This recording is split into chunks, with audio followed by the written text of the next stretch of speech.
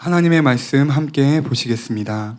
오늘 우리에게 주시는 하나님의 말씀은 시편 73편 22절에서 28절 말씀입니다.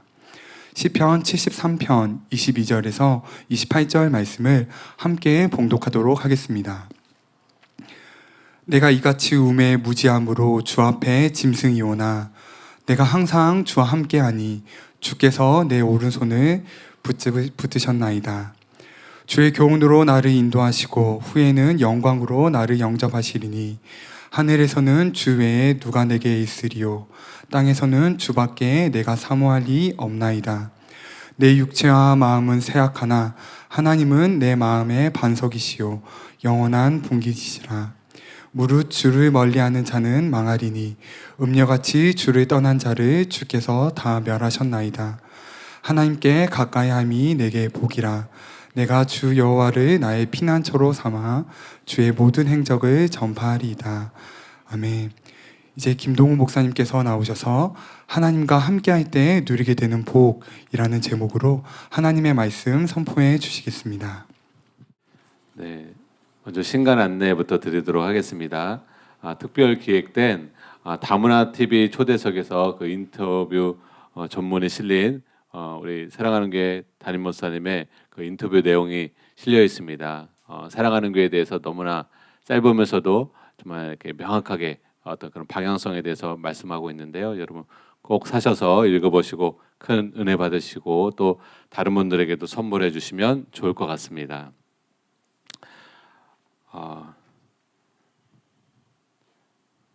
며칠 동안 집회를 계속 하고 어제 이제 밤에 왔는데요. 여러분도 피곤하시죠? 안 피곤하세요? 아침에 못 일어나겠더라고요. 너무 피로가 누적이 돼서요. 오늘 주님이 주시는 힘으로 하나님과 함께할 때 누리게 되는 복에 대해서 여러분과 하나님 말씀 함께 나누도록 하겠습니다. 사람은 누구나 복을 원합니다. 한국 사람들도 얼마나 복을 원하는지 어렸을 때 보면은 이 복주리를 집에다 걸어놓은 집들이 많았어요. 저희 집에도 어머니가 복주리를 걸어놨는데 그 왜 걸어놓은지 알지도 못했지만 복을 받기 위한 복주리를 걸어놓죠. 또 한국에 보면 옛날에 이불에다가도 베개에다가도 큰 한자로 복이라고 쓰여 있을 정도로 많은 사람들이 복을 받기를 원합니다. 그러면서도 무엇이 진짜 복인지 그 복의 실체가 무엇인지를 잘 모르는 사람들이 많아요. 그래서 엉뚱한 것을 쫓습니다. 그런데 여러분 성경에서는 무엇을 복이라고 하느냐? 오늘 본문의 말씀에 보니까 하나님께 가까이함이 내게 복이라. 그래서 여러분 하나님을 가까이하는 것이 진정한 복인 줄 믿으시기 바랍니다. 그래서 여러분이 하나님을 가까이하는 것이 진정한 복인 것을 알고 하나님을 늘 가까이하는 저와 여러분 되시기를 원합니다. 우리 한번 첫째로 따라해 보겠습니다. 하나님이 함께 하시면 하나님이 주시는 꿈이 이루어집니다. 네, 야곱은 복에 대하여 아주 집요한 관심을 가지고 있었던 사람이었습니다. 그래서 형 에서를 가장하고 아버지께로부터 복을 받기를 원했어요. 그 후에 형의 복수를 피해 외삼촌 라반의 집으로 도망을 가다가 광야에서 꿈을 꾸었습니다. 그 꿈에서 야곱은 하나님께로부터 이런 축복된 약속을 받습니다. 창세기 28장 13절에서 15절인데요. 우리 한번 같이 읽겠습니다. 시작. 또 본즉 여호와께서 그 위에 서서 나는 여호와니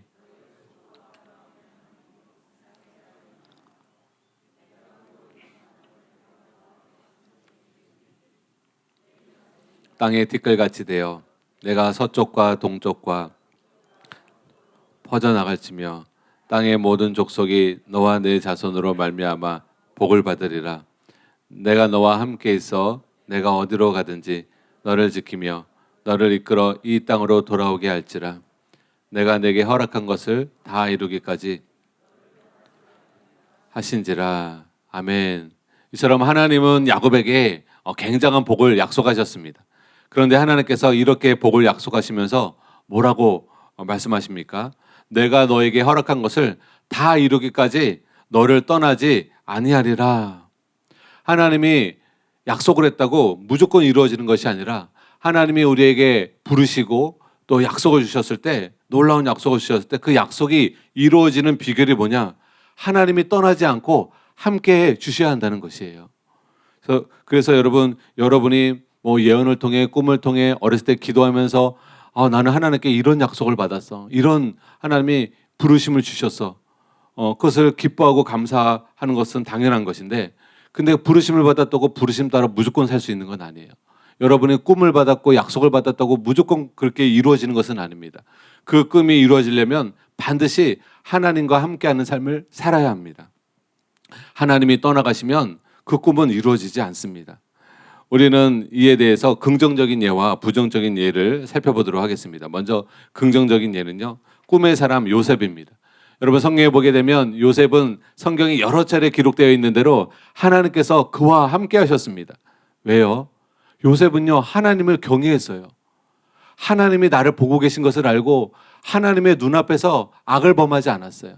보디발의 아내가 유혹을 했어도 그 유혹에 넘어가지 않았어요. 누가 보든지 안 보든지 하나님이 자기에게 맡기신 일을 하나님을 경외함으로 충성스럽게 했어요. 약삭부하게 행하지 않았습니다. 요셉은 그렇게 하나님을 경외함으로 하나님과 함께 했습니다. 그래서 요셉이 형들에게 팔려서 애굽의 노예가 되었을 때도, 그리고 누명을 쓰고 왕의 옥에 갇혔을 때에도 하나님이 요셉과 늘 항상 함께 하셨습니다. 근데 여러분 아시는 것처럼 요셉이 꿈꾸는 자잖아요. 어렸을 때 꿈을 꾸었잖아요. 여러분, 그 꿈이 하나님이 함께 하심으로 요셉의 삶 가운데 이루어지지요. 그러므로 여러분, 환경에 개의치 마시기 바랍니다. 여러분이요, 하나님을 경외하면서 하나님의 말씀 따라 살면서 하나님을 가까이 하고 하나님과 계속 동행하는 삶을 살면 반드시 여러분에게 주신 부르심과 소명과 꿈은 이루어집니다. 하나님이 그것을 이루십니다. 요셉과 달리 이스라엘의 초대왕 사울왕은 부정적인 예가 됩니다. 그는 하나님께로부터 왕으로 선택을 받았고 하루아침에 왕이 되었어요.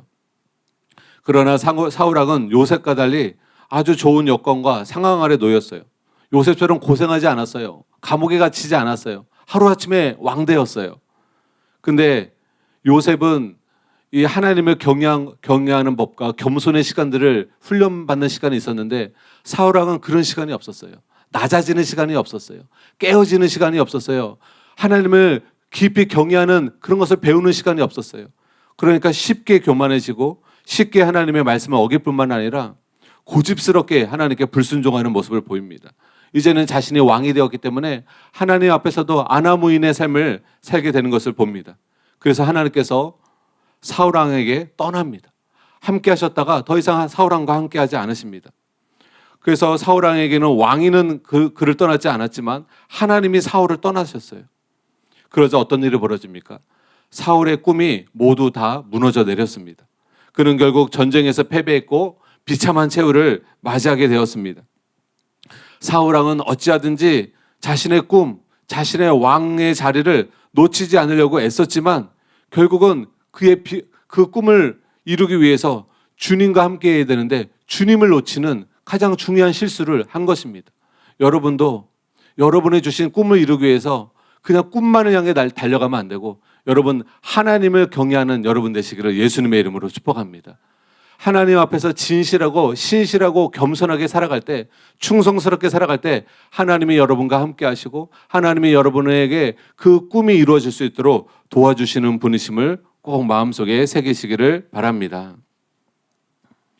이렇게 여러분 주님을 놓치면 꿈도 사라지고 왕위도 떠나가게 되는 것입니다. 그러나 주님이 함께 하시면 여러분 하나님의 은혜로 과연 이 꿈이 이루어질까? 요셉도 어린 나이에 형들이 자기에게 다 절하고 아버지도 자기에게 절하고 그런 꿈들을 꿨지 않습니까? 근데 보세요. 그 꿈이 이루어집니까? 이루어집니다. 왕의 옥에 갇히고 죄수처럼 역임을 받았고 형들이 팔아넘겨서 고생을 했는데도 불구하고 그 꿈 그대로 애굽의 국무총리가 되지 않습니까? 그 애굽의 국무총리를 누가 한 것입니까? 요셉의 힘만으로 될 수 없었어요. 하나님이 요셉과 함께 하심으로 요셉이 이집트의 국무총리가 된 것입니다. 그러므로 여러분 하나님과 동행하는 삶을 사느냐 안 사느냐가 너무 절대적으로 중요해요. 사람의 힘으로 잘 나가는 거 한때 잘 나가요. 그러나 하나님과 동행해야 여러분 지속적으로 여러분의 꿈이 성취되고 마지막 날까지 복된 삶을 사는 줄 믿으시기 바랍니다. 둘째로 한번 따라해 보겠습니다. 하나님이 함께 하시면 복을 받습니다. 성경에 보면 다윗 왕이 무려 3만 명을 데리고 가서 법궤를 다윗성으로 모셔오려고 했습니다. 그러나 성경의 규례대로 따르지 않고 법궤에 손을 댄 우사가 그 자리에서 즉사했죠. 이것을 보고 두려움을 느낀 다윗은 법궤를 곧바로 가져오지 않고 가드 사람 오베데돔의 집으로 가져옵니다. 그래서 여호와 하나님의 궤가 가드 사람 오베데돔의 집에 석 달, 3개월을 머물게 되었는데요. 그 3개월을 머무는 동안에 하나님께서 오베데돔의 온 집에 복을 내려 주셨습니다. 사무엘하 6장 11절 말씀 우리 같이 한번 읽겠습니다. 시작. 여호와의 궤가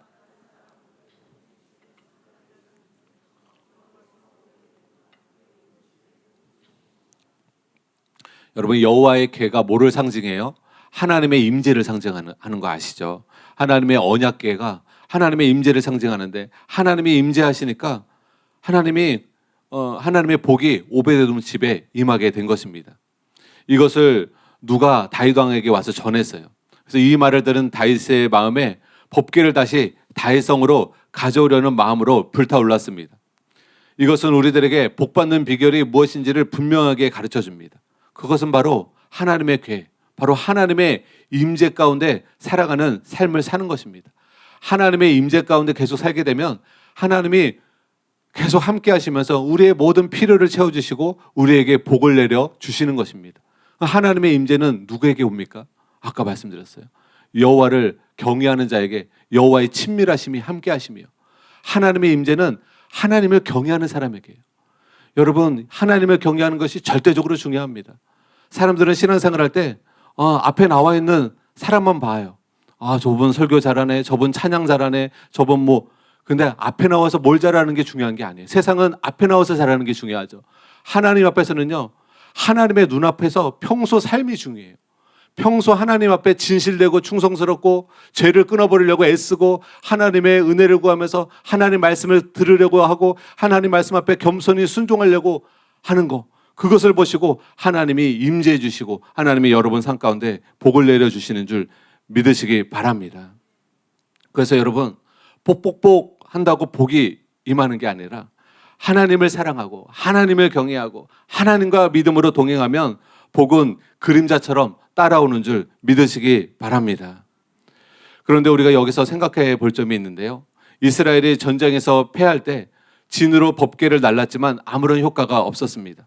왜 법궤가 오베데돔 집에서 복의 근원이 되었는데 오베에돔 집에서는 복이 되었는데 그때는 복이 되지 못했을까요? 그 법궤를 대하는 태도가 달랐기 때문에 그렇습니다.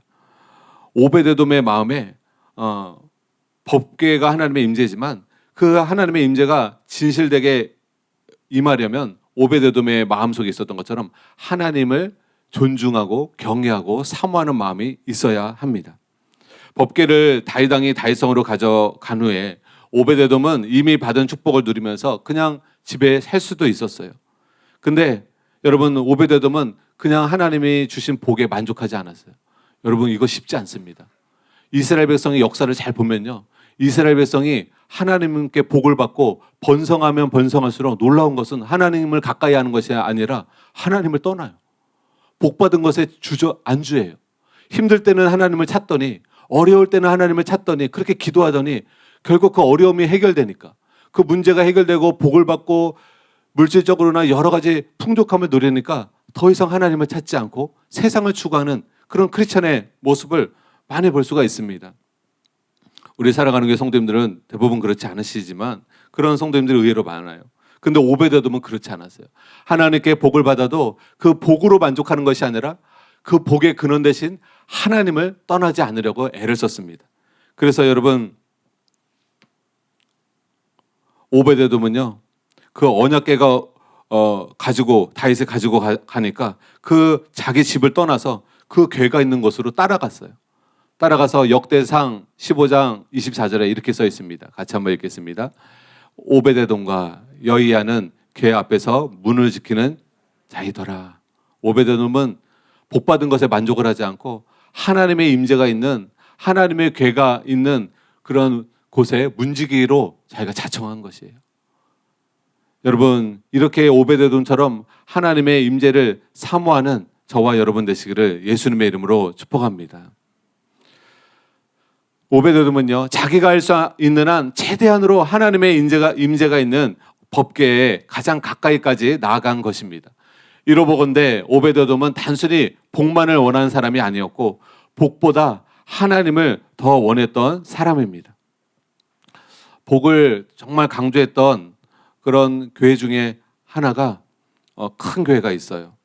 근데 그 교회가 그 복을 강조해서 교회가 부흥을 했긴 했습니다.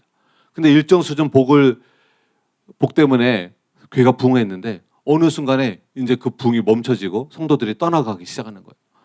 그래서 왜 그런가 봤더니 성도들이 복 받기 전에는 막 신앙생활을 열심히 하다가 복이 목적이니까 복을 받은 후에는 열심을 내지 않는 거예요. 하나님을 찾지 않는 거예요. 더 이상 신앙생활의 목표 의식을 잃어버리게 된 거예요. 여러분, 우리의 신앙생활에 복이 신앙생활의 목표가 되잖아요. 그럼요, 복 받으면요 딱 사모함이 멈춥니다. 열정을 잃어버립니다. 여러분, 우리의 신앙생활의 목적은요 하나님 나라인 줄 믿으시기 바랍니다. 궁극적인 구원인 줄 믿으시기 바랍니다.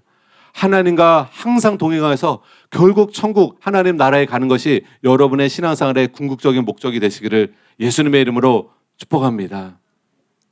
시편 기자는 너무나 정말 감동이 되는 그런 고백을 했어요. 그게 시편 84편 10절에 나타납니다. 우리 한번 같이 읽어보겠습니다. 시작.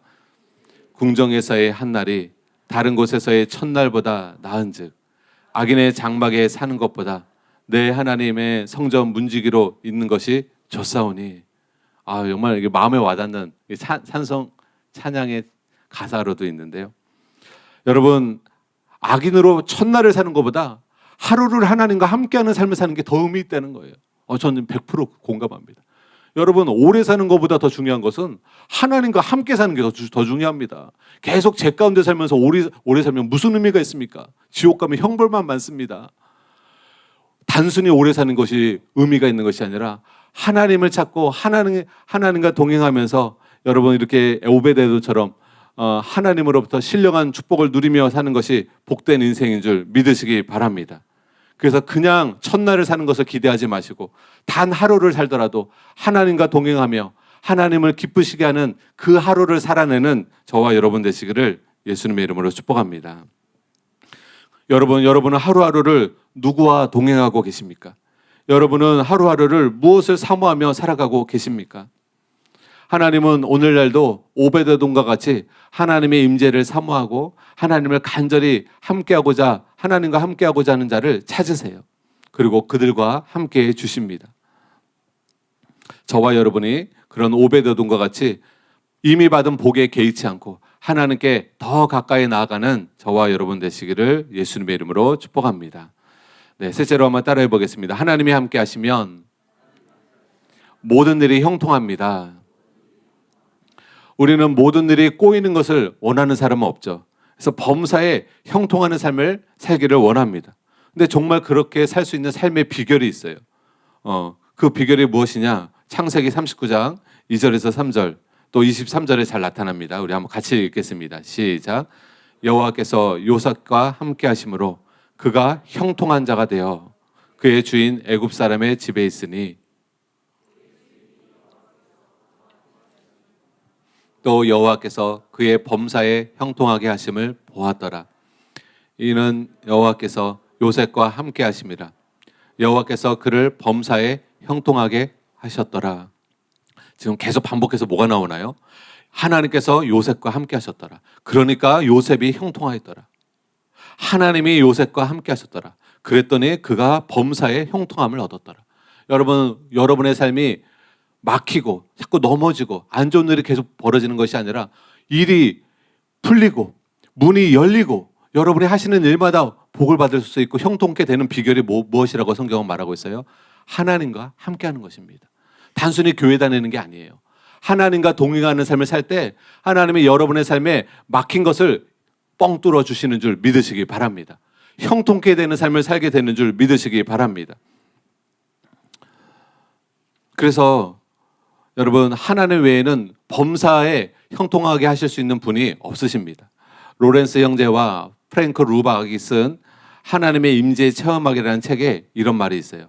하나님을 잃지 않는 한 패배는 없습니다. 하나님을 잃지 않고 하나님과 함께하면 우리의 삶 속에 패배가 있지 않다.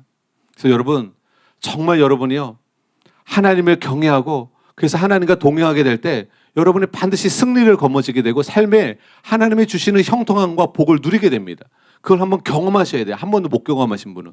그럼 한 번을 경험하면 어떤 일이 벌어져요? 진짜네. 하나님 말씀은 진짜구나. 누가 보든 보지 않든 내가 하나님을 경외하며 악을 떠나고 하나님 말씀을 묵상하고 그 말씀 따라 믿음으로 순종하며 살아가니까 하나님이 나에게 이런 형통함을 주시고 축복을 주시는구나 경험하게 되면 계속 하나님을 경외하는 삶을 살 수가 있습니다. 이번 치유 집회 가운데 제가 이제 예전에 코로나 전에부터 알던 성도님들을 이제 뵀는데요. 그분들의 삶을 이렇게 오래간만에 만나서 들어보니까 치유를 경험하신 분이 치유를 계속 경험하시더라고요. 한 번 치유를 맛보신 분이 치유를 계속 경험하는 경우가 많아요. 치유를 한 번도 못 경험한 사람은 또 계속 못 경험한 사람이 많고요.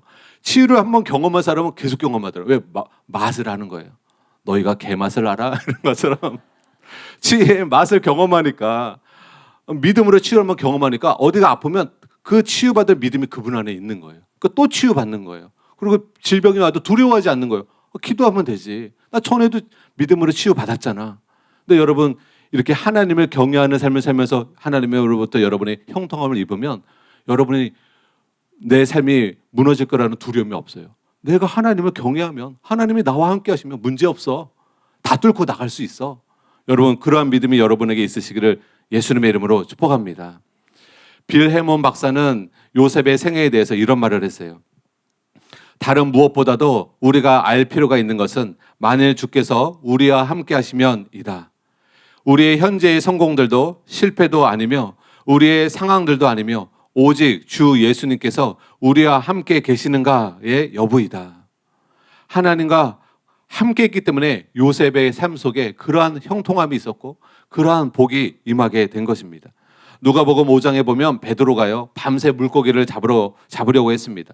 그런데 밤새도록 애를 쓰고 수고했는데 한 마리도 잡지 못했어요. 여러분이 세상 일은 그렇더라고요. 열심히 공부한다고 무조건 다 좋은 대학 가는 게 아니에요. 열심히 일한다고 다 형통함을 입는 게 아닙니다. 그래서 억울해하는 사람이 많아요. 열심히 했는데 성공을 못하는 거예요. 저희 장인어른도 열심히 일해가지고 양복점을 성공해놨어요. 그래서 10명 가까운 사람들이 직원을 이렇게 두고 양복점을 크게 하셨어요. 근데 도둑이 들었어요. 도둑이 들어가지고 다 가져갔어요. 근데 그때 장인어른이 불교를 열심히 믿었던 시기였거든요. 그렇게 애를 쓰고 힘쓴 것들을 하루아침에 도적을 맡게 되니까 아무런 의미가 없는 것이죠. 근데 지금 베드로도 한 마리도 못 잡았어요. 지치고 피곤한 상태입니다. 허탈한 마음으로 그물을 싣고 있는데 예수님이 다가오시는 거예요. 그 예수님이 다가오시더니 배를 육지에 조금 띄어서 깊은 데로 가서 그물을 던지라고 하시는 거예요. 여러분, 베드로는 여러분이 아시는 것처럼 어부예요. 그리고 어부는 누구보다 바다 상태를 압니다. 그리고 그날 하루 종일 그물을 던졌지만 한 마리도 잡지 못했어요. 근데요, 베드로가 예수님을 경외함으로 예수님 말씀에 순종합니다. 비록 베드로는 그곳에서 계속 그물을 던졌지만 한 마리도 못 잡았지만 하루 종일 예수님의 말씀을 의지해서 믿음으로 순종했습니다. 그랬더니 여러분, 어떤 일이 벌어집니까? 물고기가 너무 많이 잡혀서 2배에 가득 잠길 정도로 물고기를 잡게 되는 것입니다. 그래서 여러분, 예수님과 함께하고 예수님의 말씀을 순종하며 살아갈 때 내 힘으로 성과가 없었는데 하나님이 함께 하시면 놀라운 성과가 주어지는 줄 여러분 믿으시기 바랍니다. 그래서 하나님을 가까이 하고 하나님을 함께하는 것이 만사 형통의 비결입니다. 그래서 하나님과 멀어지면은, 그 멀어지는, 이제 다음 주에도 설교하겠지만 하나님과 멀어지는 여러 가지 요소 중에 하나가 죄 가운데 사는 게 하나님과 멀어지는 거예요. 너희의 죄악이 하나님과 너희 사이를 내었느니라. 그래서 사람들은 죄는 지으면서 복 받기를 원해요. 죄는 지으면서 만사 형통하기를 바래요. 그렇지 않습니다. 죄 가운데 살면서 만사형통이 이루어질 수가 없어요. 만사형통의 비결은 하나님을 경외하는 것이고 하나님을 가까이 하는 것입니다. 그러므로 우리는 평소 일이 잘 풀릴 때는 그것이 자기가 잘해서 자신이 잘나서 그런 것이 아니고 주님이 함께해 주시기 때문에 하나님의 은혜로 형통하신 줄 믿고 하나님께 영광 돌리는 또 저와 여러분이 되어야 될 줄 믿으시기 바랍니다. 그리고 반대로요, 하는 일마다 꼬인다, 하는 일마다 안 풀린다, 그럴 때는요, 내 능력을 볼 게 아니라 내가 지금 하나님과 올바른 관계에 놓여 있는가, 내가 지금 신앙생활을 제대로 하고 있는가, 내가 기도 생활을 제대로 하고 있는가, 내가 하나님 말씀 따라 제대로 살고 있는가, 내 자신을 살펴봐야 하는 줄 여러분 믿으시기 바랍니다. 내 자신이 하나님과 바른 관계에 놓여 있지 않으면 그것을 회개하고 하나님 관계를 풀어야 합니다. 그래서 하나님 관계와 다시 바르게 하나님과 놓여 있으면 다시 여러분이 꼬였던 인생이 다시 풀려지게 되는 줄 믿으시기 바랍니다. 넷째로 한번 따라 보겠습니다. 하나님이 함께 하시면 승리는 우리의 것입니다. 여러분, 승리의 비결도 하나님과 동행하는 데 있습니다. 다윗이 승리한 이유도 다른 데 있지 않았습니다. 사무엘하 5장 10절과 8장 6절에 이렇게 나와 있습니다. 우리 같이 한번 읽겠습니다. 시작. 만군의 하나님 여호와께서 함께 계시니 다윗이 점점 강성하여 가니라. 다윗이 어디로 가든지 여호와께서 이기게 하시느니라. 여러분, 사울왕은 성경에 보면 점점 약해지고요, 다윗은요 세력이 점점 강해졌어요. 그리고 다윗은 어디로 가든지 하나님께서 승리하게 하셨어요. 근데 그 비결이 뭐예요? 만군의 하나님 여호와께서 함께 계시니. 여러분, 하나님이 함께 하시는 것이 절대적으로 중요합니다. 믿으십니까? 사랑하는 교회가 이런 핍박과 음해를 받으면서도 아프리카에 10만 명의 영혼들이 막 일어나고 구원받게 되고 막 사사모아에 이렇게 강력한 치유가 일어나는 일이 무엇 때문에 일어나는 것입니까? 하나님이 함께 하시기 때문에 그래요. 하나님이 함께 하시기 때문에 여러 어려움 속에서도 승승장구할 수 있는 것입니다. 다윗은 하나님과 함께 하심으로 육의 대적과 영의 대적 모두를 이겼습니다. 여러분이 아시는 것처럼 다윗이 수금을 타며 찬양할 때 악신들이 굴복하고 떠나갔습니다. 이를 통해서 증명되는 것처럼 실제로 찬양을 하는 것이 중요한 것이 아니라 찬양한다고 다 악신 떠나지 않아요. 그런데 찬양할 때 하나님이 함께 하시면, 그 찬양 중에 하나님이 함께 하시면 여러분 악신이 떠나갑니다. 여러분의 찬양 중에 하나님이 함께 하시면 찬양 중에 여러분의 마음에 자유함이 임해요. 억압과 속박이 사라지게 되고 나의 마음을 번뇌케 했던 그 번뇌의 영이 떠나가게 됩니다. 사울왕이 다윗이 찬양할 때 사울왕을 번뇌케 했던 악신이 떠나갔던 것처럼. 그래서 여러분, 찬양할 때 누가 임해요? 하나님이 임하십니다. 진정한 찬양 가운데 하나님이 임재해 주십니다. 그래서 하나님이 임재하시느냐 임재하시지 않느냐가 결정적으로 중요합니다. 그리고 다니엘의 경우에 볼 수 있듯이 공부도 마찬가지고 세상 일도 마찬가지입니다. 우리가 하나님과 동행하는 삶을 살게 될 때 하나님이 임재하시게 되고 그 임재를 통해서 우리는 돌파를 경험할 수 있고 시험과 고난을 이길 수가 있습니다. 다니엘의 세 친구도 타협하지 않는 믿음을 가졌어요. 그리고 끝까지 죽을지언정 주님과 동행하는 삶을 포기하지 않았어요. 그래서 여러분이 아시는 것처럼 풀무불 속에 들어가게 됩니다. 근데 여러분, 놀랍게도 그 풀무불 속에서 주님이 함께 해주셨어요. 그래서 그 풀무불의 뜨거운 불도 이 다니엘의 세 친구를 조금도 해할 수가 없었습니다. 극적으로 죽지 않고 살아났습니다. 왕이 인정하게 되었습니다. 너희가 믿는 그 하나님을 왕도 인정하게 되었습니다. 바울이 그가 당한 극심한 고난과 박해를 이길 수 있었던 것은 옥중에서 하나님께 찬양하고 기도하며 나아감으로 인하여서 하나님이 바울에게 임재하시고 그에게 위로와 기쁨을 주셨습니다. 중국의 윈 형제님이 쓴 하늘에 속한 사람들이라는 책에 보면 이런 여러 가지 간증들이 있어요. 그는 심지어 그리스도를 위해서 박해를 받을 때 가장 생생한 하나님의 임재하심을 느꼈다. 그때 가장 행복했다. 이런 말까지 해요.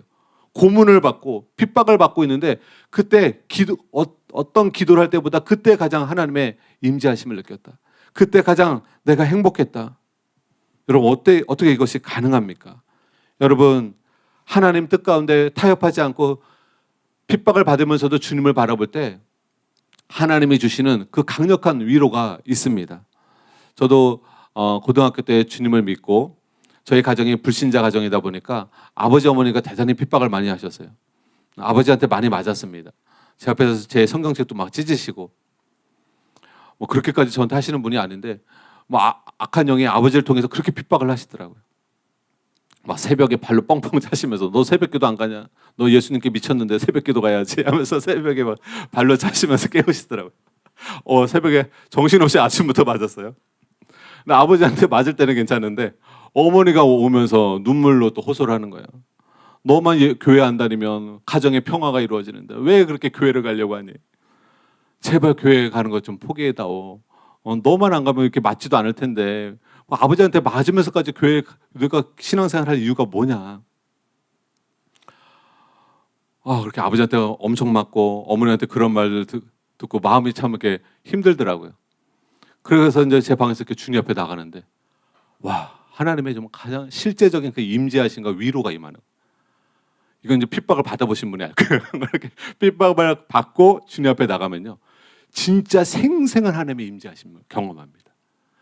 예수님 때문에 핍박받고 그 핍박을 굴하지 않고 주님 앞에 나가잖아요. 깊은 위로와 막 눈물이 막 철철, 그건 그냥 슬퍼서 우는 게 아니에요. 위로가 임해서 울어요. 그리고 하나님이 임재해 주십니다. 여러분, 그렇기 때문에 예수님 믿는 것 때문에 핍박받는다고 하나님을 섬기는 것을 포기하면 안 돼요. 죽을지언정 우리는 예수님을 섬기는 것을 포기하면 안 됩니다. 성경에서 하나님과 함께 할 때 승리를 반드시 할 수 있다고 했는데 그것을 대표적으로 보여주는 사람이 바로 여호수아입니다. 여호수아는 모세의 후계자였어요. 그래서 모세는 진짜 하나님의 사람이잖아요. 진짜 하나님의 사람이니까 어디로 가든지 형통할 수 있었고 하나님이 함께 하셨지만 나는 아무것도 아닌데, 나는 모세의 수종 드는 자였는데 하나님 저 감당할 수 없어요. 하나님 저 자신 없어요. 이런 마음을 갖고 있는 여호수아에게 하나님이 이런 약속을 해주십니다. 여호수아 1장 5절입니다. 같이 한번 읽겠습니다. 시작.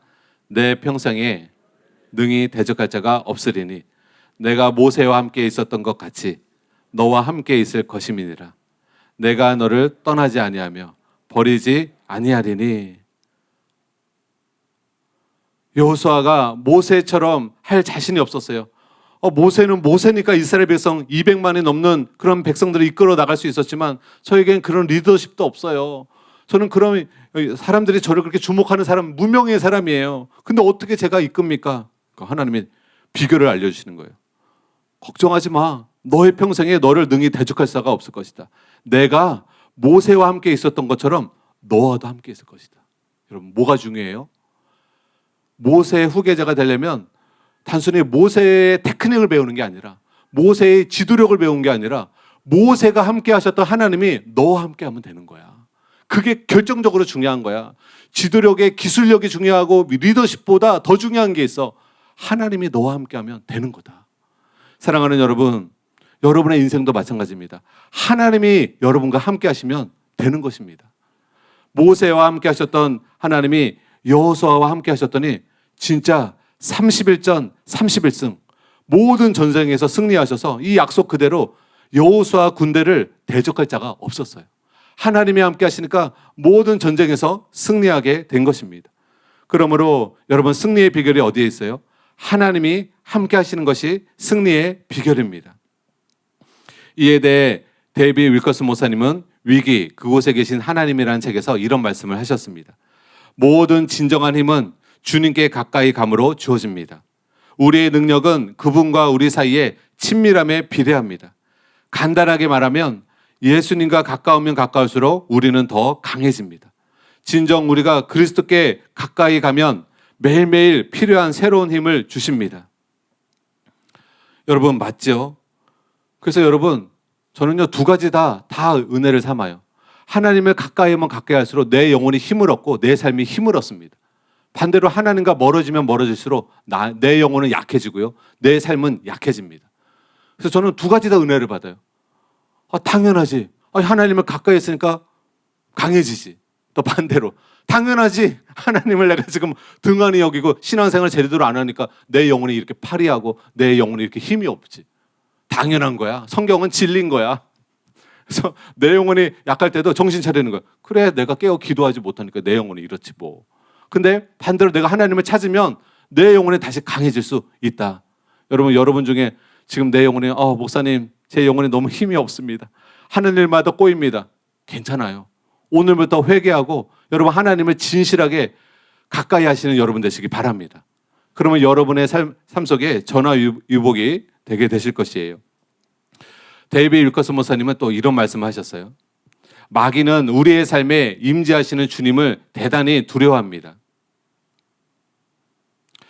그는 신앙인들이 그리스도께로 가까이 나아가는 것, 그 자체에 떱니다.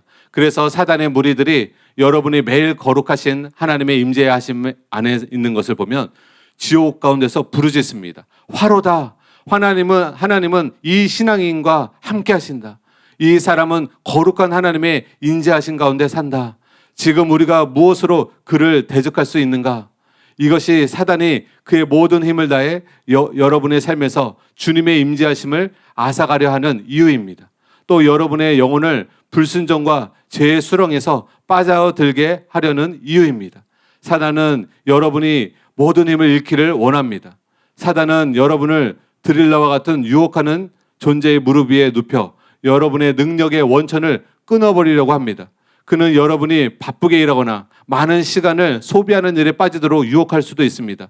그는 그가 할 수 있는 모든 것, 심지어 선한 것까지도 이용해서 여러분이 예수님과 단둘만의 시간을 보내지 못하게 할 것입니다.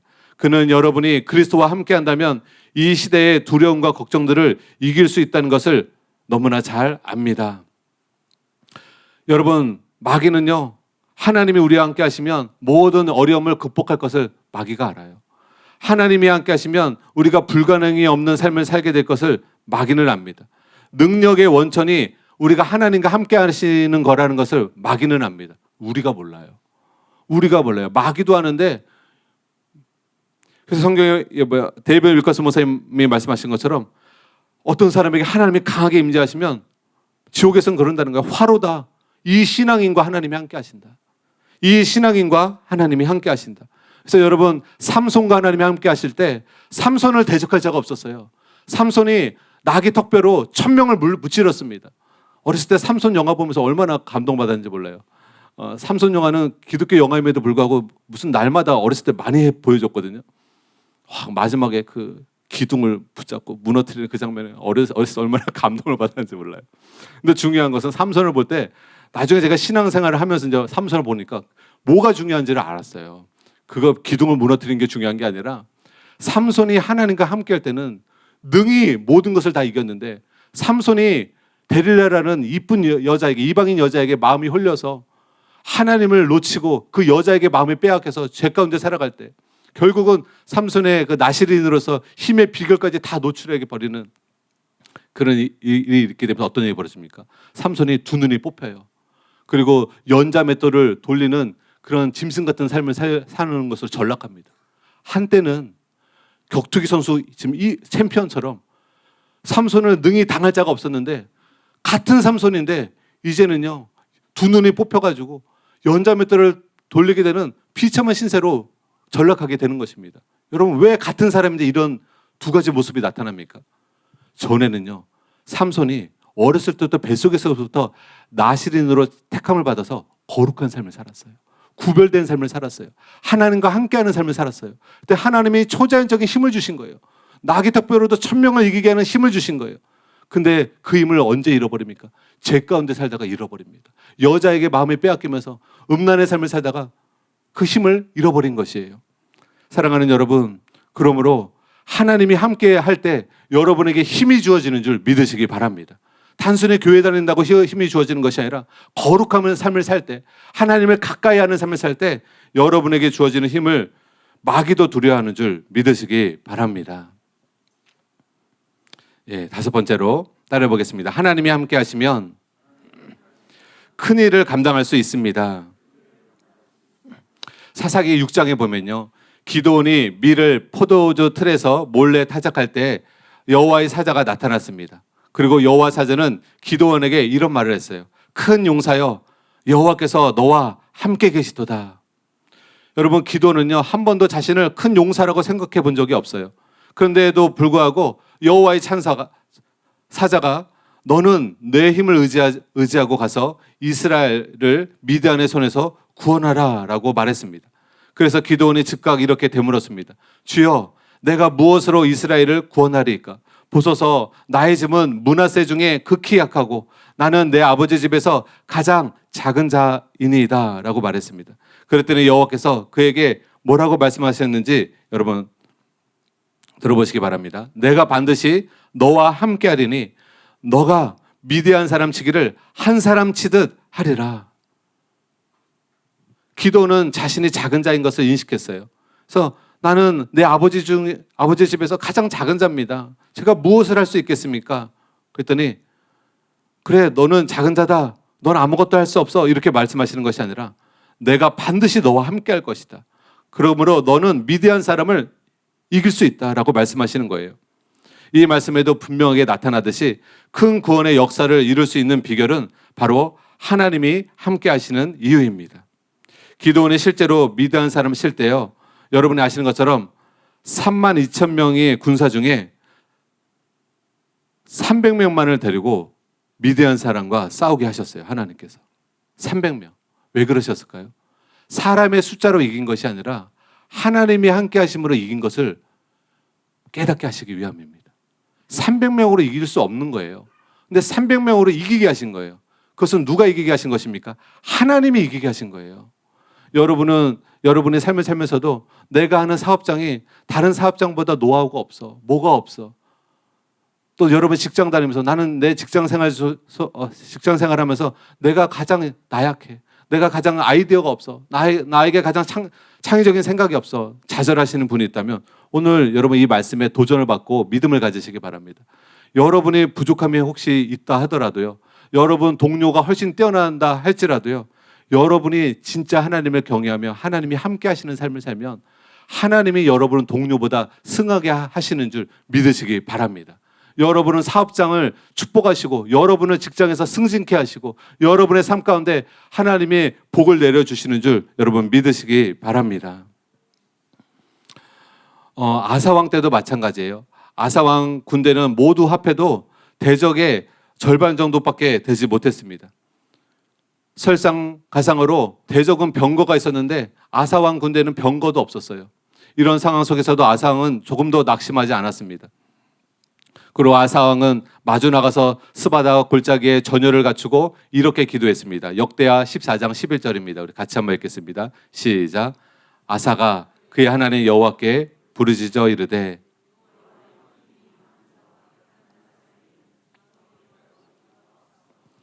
우리 하나님 여호와여 우리를 도우소서. 우리가 주를 의지하오며 주의 이름을 의탁하옵고 이 많은 무리를 치러 왔나이다. 여호와여 주는 우리 하나님이시오니 원하건대 사람이 주를 이기지 못하게 하옵소서 하였더니, 아사왕이 믿고 의지하는 하나님은 우리를 돕고자 하실 때 숫자의 많고 적음이나 힘이 세고 약함, 이것이 문제가 되지 않는다는 거예요. 세상은 저 사람이 나보다 힘이 센가? 저 사람이 나보다 세력이 더 많은가? 그것으로 누가 이기느냐 이기지 못하느냐를 알 수 있지만, 지금 성경에서는 하나님이 함께 하시느냐 함께 하지 않느냐에 따라 승리와 패배가 나뉘게 된다라고 말씀하고 있는 겁니다. 구스의 사람의 군대가 2배나 넘게 규모가 컸지만 그것으로 인하여 두려워할 필요가 없다는 것이에요. 힘의 강한 자와 약한 자 사이에 도울 분이 계신데 그분이 바로 하나님이라고 성경은 말씀하고 있는 것입니다. 그래서 오늘날도요, 도시나 나라 가운데서 열방을 구원하는 일에 있어서 교회의 숫자로 많은 영혼을 구원하는 게 아니에요. 그 교회가 하나님과 함께 하시느냐, 아무리 큰 교회도 하나님이 함께 하시지 않으면 영혼 구원하는 일을 힘있게 할 수가 없는 것이죠. 사람을 변화시키는 일을 힘있게 할 수 없는 것입니다. 큰 교회라고 큰 건물이 있다고 영혼이 변화되는 게 아닙니다. 그러나 하나님이 함께 하시는 교회는요, 성도가 변화됩니다. 경건의 능력이 임해서 성도가 변화됩니다. 그런 면에서 우리 사랑하는 교회 성도님들이 여러분 얼마나 많은 변화를 경험하십니까? 죄가 끊어지고 거룩한 삶으로 하나님의 은혜를 받고 변화되는 성도님들이 얼마나 많으십니까? 왜 그렇습니까? 하나님이 사랑하는 교회에 함께 하시기 때문입니다. 바른 진리의 말씀을 듣고 성도님들이 마음의 찔림을 받고 깊이 회개하고 하나님의 은혜를 간절히 겸손한 마음으로 구할 때 그 은혜가 성도님들의 심령을 변화시켜 주시는 것입니다. 그리고 아프리카 가운데 정말 몇 년 되지도 않는데 10만 명이 넘는 영혼들이 주님께로 돌아오는 것입니다. 이 한국에서도 정말 이 음해와 이런 핍박이 없었다라면 10만 명이 뭐예요? 몇십만 명이 여의도 순복음교회처럼 부흥케 됐을 것입니다. 하나님께서 이제는 열방을 하나님이 우리 사랑하는 교회에 붙여주실 줄 믿으시기 바랍니다. 사랑하는 여러분, 교회도요, 한때 부흥하다가 이렇게 나락하는 힘을 잃어버리고 두동강이 세동강이 나는 교회들도 엄청 많아요. 근데 교회가 끊임없이 부흥하며 나가는 교회 보기 힘듭니다. 근데 그 비결이 어디 있느냐? 아까 삼손의 말씀처럼, 요셉의 말씀처럼 하나님과 함께하는 것이 정말 결정적으로 중요해요. 한때 하나님과 함께하면 안 됩니다. 한때만 성령 충만하면 안 됩니다. 저와 여러분이 하나님이 떠나가시면 내가 아무것도 아닌 것을 알고 하나님을 결사적으로 부여잡기 원합니다. 하나님을 찾기 원합니다. 그러기 위해서 우리가 날마다 하나님의 은혜를 구하고 또 그 은혜를 힘입어서 죄와 싸우면서 하나님이 임재하시는 삶을 계속 추구해 나가야 합니다. 이제 말씀을 맺겠습니다.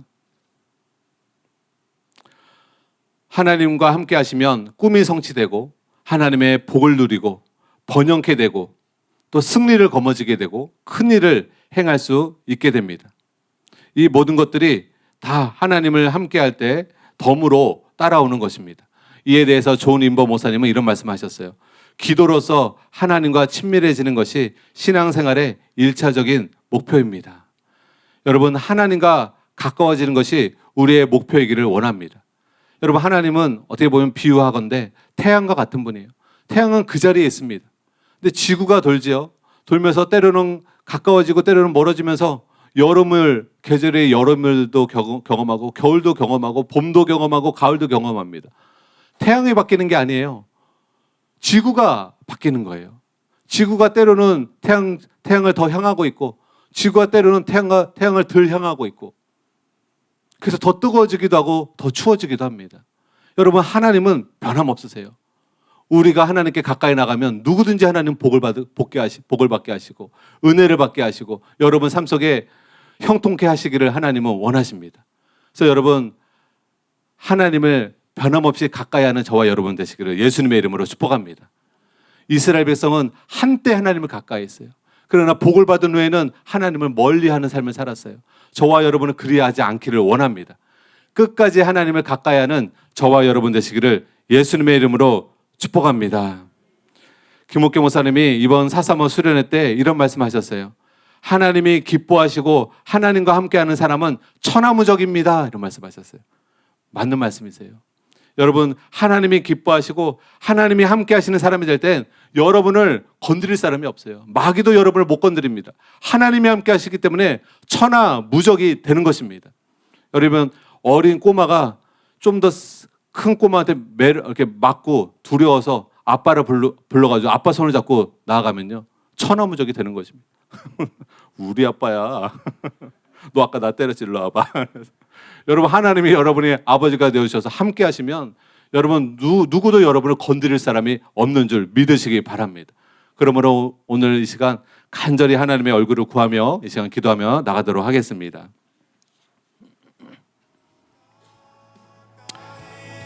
하나님 아버지, 우리 하나님은 능치 못함이 없으신 능력의 하나님이십니다. 권능의 하나님이십니다. 아버지, 하나님과 함께하는 삶과 하나님과 등지는 삶이 얼마나 다른지 오늘 말씀을 통해 깨닫게 해주심을 감사합니다. 주님, 구약의 수많은 성경의 역사가 보여주고 있습니다. 요셉이 억울하게 누명을 씌고 억울하게 옥에 갇히고 죄수처럼 취급을 받았지만 요셉이 어디로 가든지 하나님을 경외했습니다. 하나님이 보시는 앞에서 진실되고 거룩한 삶을 살았습니다. 하나님의 눈앞에서 주님 겸손의 삶을 살았습니다. 주님, 그 요셉의 꿈이 하나님이 성취해 주셨습니다. 애굽의 총리가 되도록, 이집트의 국무총리가 되도록 하나님께서 요셉과 함께 주셨습니다. 아버지, 내 힘과 내 지혜로만 살지 않게 하소서. 하나님이 나와 함께 하는지가 중요합니다. 내가 하나님을 등지게 되면, 내가 하나님과 점점 멀어지게 되면 내 영혼이 힘을 잃게 되는 것입니다. 사울왕처럼, 삼손처럼 힘을 잃어버리게 되는 것입니다. 마음의 힘을 잃어버리고 삶의 원동력을 잃어버리게 되는 것입니다.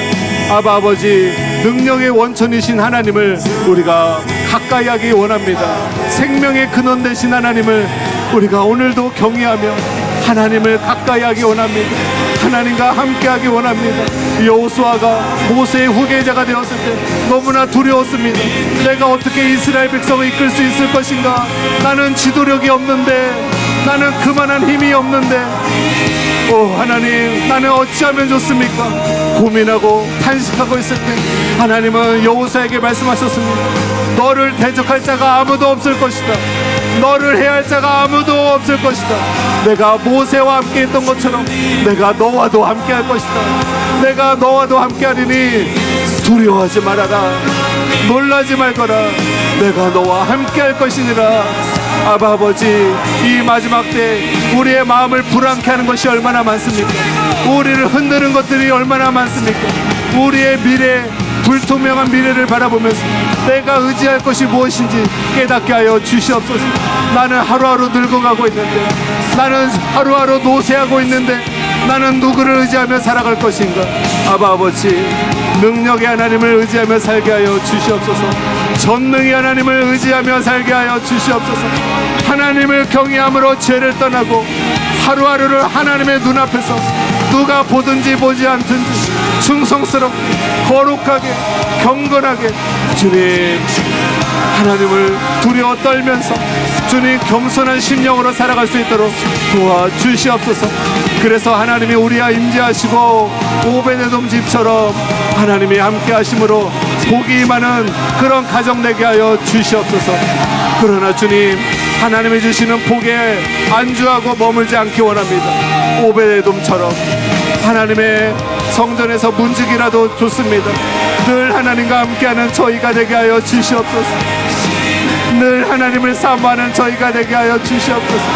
문제가 해결됐다고 하나님을 등지는 것이 아니라, 이제는 복을 받았다고, 이제는 기도응답 받았다고 하나님을 등지는 것이 아니라, 아버지, 다윗과 같이 왕이 되었어도 주님 평생의 소원이 여호와의 성전에서 하나님을 아름다움을 바라보고 하나님을 사모하고 예배하는 것이, 그것이 다윗의 소망이었던 것처럼 우리도 끝까지 하나님을 사모하고 하나님을 가까이 하는 것이 우리 신앙생활의 목표가 되기를 원합니다. 아버지, 저와 성도님들에게 임재하여 주시옵소서. 우리의 삶 가운데 함께하여 주시옵소서. 하나님이 긍휼히 여겨주시고 불쌍히 여겨주셔서 주님, 요셉처럼 어디로 가든지 하나님을 경외함으로 하나님이 함께 하시는 삶, 하나님이 도와주시는 삶, 하나님이 보호해 주시는 삶 살게 하여 주시옵소서. 우리 사랑하는 성도님들 한 분 한 분의 삶 가운데 하나님 능력의 손으로 붙들어 주시고 하나님이 영광으로 자정하여 주시고 주님, 직장에서나 사업장에서나 어디로 가시든지 형통함을 입게 하여 주시고 하나님의 도우심을 경험하게 하시고 늘 하나님과 동행하는 삶 살 수 있도록 하나님 역사하여 주시옵소서. 하나님 은혜를 베풀어 주시옵소서. 하나님 우리와 함께하여 주시옵소서.